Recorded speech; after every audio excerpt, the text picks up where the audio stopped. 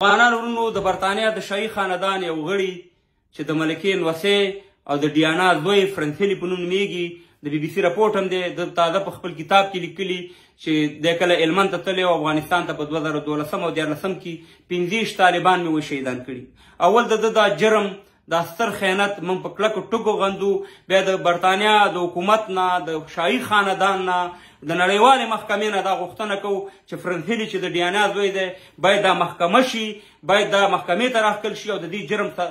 سزا ورته ورکړل شي. ځکه چې تاسې د ډیموکراسۍ ډېرې خبرې کوئ، تاسې د هیومن رایټ خبرې ډېرې کوئ، تاسې د ازادۍ ډېرې خبرې کوئ، نن ستاسې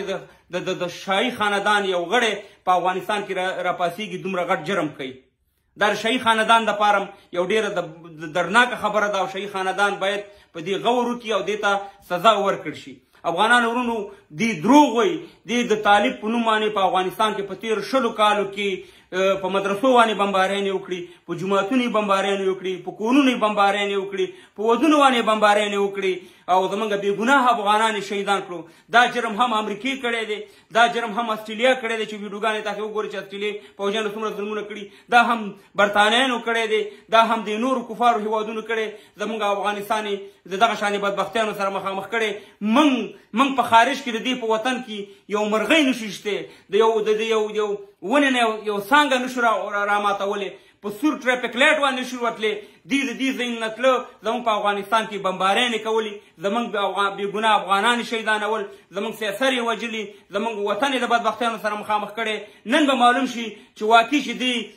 دی چې د ډیموکراسۍ خبره کوي، د انساني حقوقو خبره کوي، د ښځو خبره کوي، د مکتبونو خبره کوي، نورې خبرې کوي چې دی که دی خپل د ډیانا زوی ته سزا ورکړه او محکمې ته یې راښکلو، نو بیا به موږ په واقعي ومنو چې یاره واقعي چې تاسې برطانیه والا تاسې ډیموکراسي منئ، تاسې ازادي منئ، تاسې انساني حقوق منئ، او که نه دا هم پرېښودو لکه څنګه چې امریکایانو پرېښودو، څنګه چې استرالیایانو پرېښودو، څنګه چې جرمنیانو نورو پرېښودو، نو بیا د دروغو دا ډیموکراسي ده، د دروغو هیومن رایټ دی. او دا هغه بدلې موږ نالې افغانان ورونو چې کله موږ د غازي امان الله خان په وخت کې دې ته شکست ورکړو، همغه یې راته په زړه کې اچولې ده او تر اوسه پورې افغانستان د بدبختیانو سره مخامخ کوي او زموږ بې ګناه افغانان شهیدانوي. نو نن به معلوم شي چې دې دا محکمه کوي که نه محکمه کوي، او موږ په کلکو ټکو غندو. دا یو جرم دی او د دې جرم باید دې ته سزا ورکړل شي او د شاهي خاندان دپاره یو چلنج دی او دا د یو تور داغ به وي په شاهي خاندان باندې که چېرته یې دلته سزا ورنه کړه، باید د دې فرنسیلي ته